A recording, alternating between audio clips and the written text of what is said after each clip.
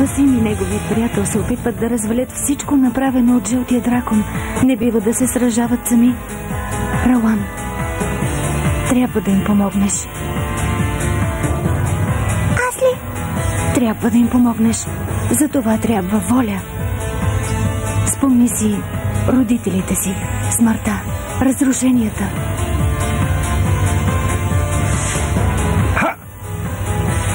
Това е силата на Манар, Еннабиля, Ашкар и Рами. Как ще ги победиш и тях, жълти драконе? Смъртта не идва в лицето. Не идва в лицето.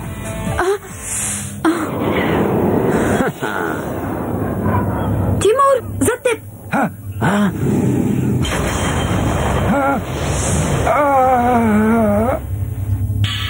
Тимур!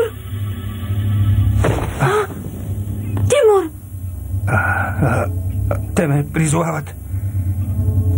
Нима това не е достатъчно. Тимур, дръж се!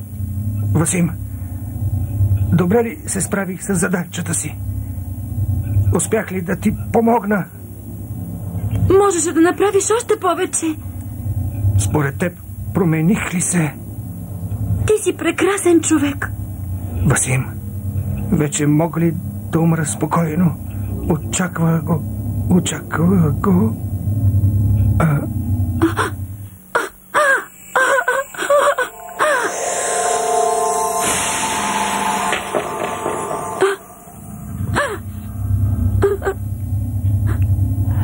Приближавам се към победата. И Тимур умря. Имаме съвсем малко време. В битката остана само Васим. Трябва да бъдем решителни. Ако не се намесим, ще дойде и нашият ред. Хайде, трябва незабавно да се намесиш.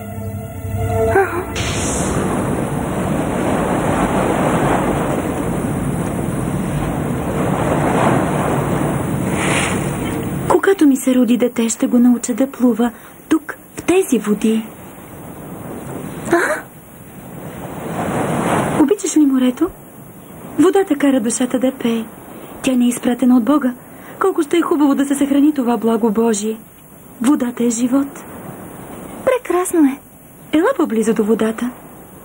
Да, ще го науча да плува. Гледай, колко е красиво морето. Колко е красива и земята. Колко е красиво всичко наоколо.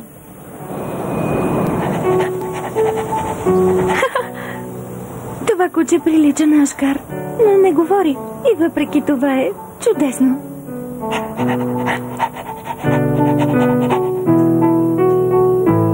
Да предположим, че Васим и приятелите му някога са били на тази земя.